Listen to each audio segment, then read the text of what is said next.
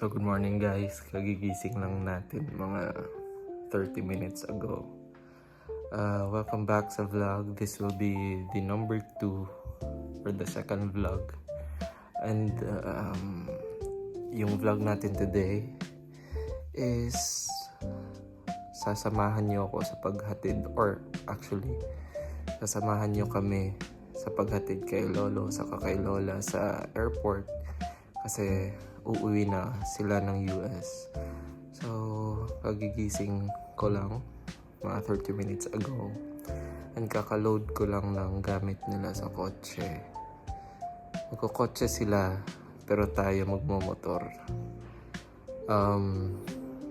Tignan na lang natin kung ano mangyayari today. Samahan niyo na lang ako. See you mamaya pag paalis na. Namon, patawaran di inyo among sala sa ngalan ni Jesus. I love you all, I love you all. Amen. Thank you, dear. I love you all, I love you all. Okay. Nakalimutan ko hatid pala si Shanine. Kasi uuwi siya ng Santa Rosa. So yeah, samahan niyo kami guys. Alis na kami. Bye-bye! Alis na kami.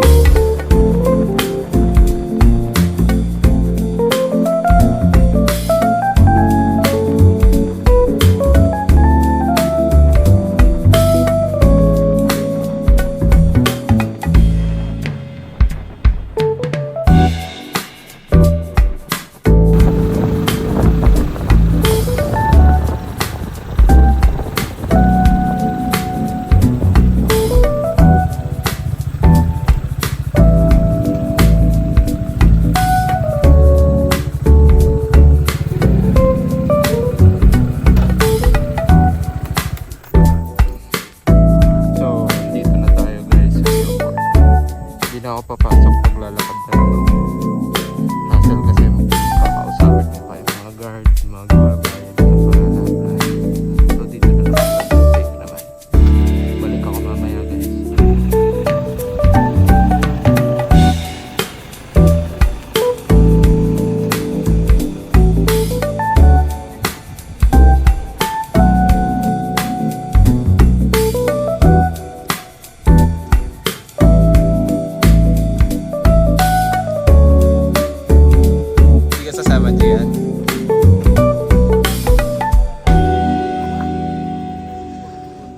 Tutulong muna ako guys.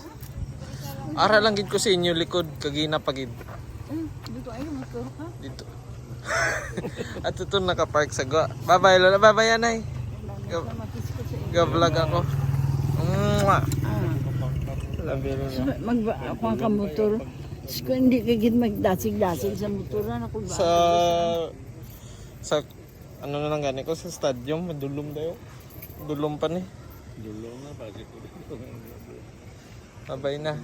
Mag-aral ka na mabuti para makag...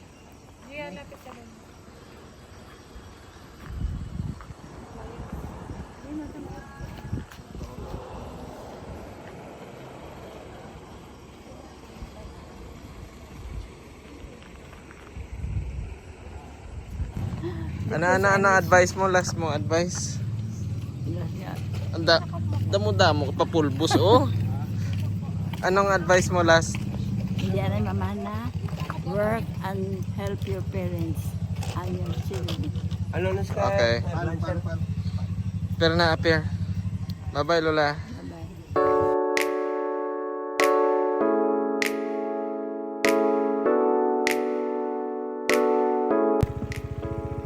So ayun guys,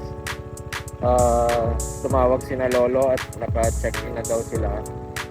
So uwi na tayo. Thank you for coming with me or coming with us, and thank you for watching the vlog. Sana nag-enjoy kayo, short vlog, and sana safe si na Lolo. Hi guys, I just stopped by kasi gusto ko ipakita sa inyo yung view on the way home. Kala ko dun ko na-end yung vlog kanina, pero check this out guys. Look at that.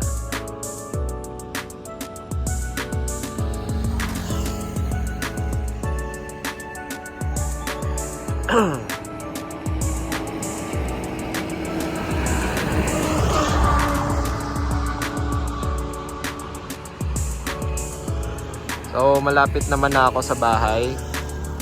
Dito ko na i-end yung vlog. Thank you for watching. I hope you enjoyed it. 2 more morning rides with me. Bye bye guys. Thank you.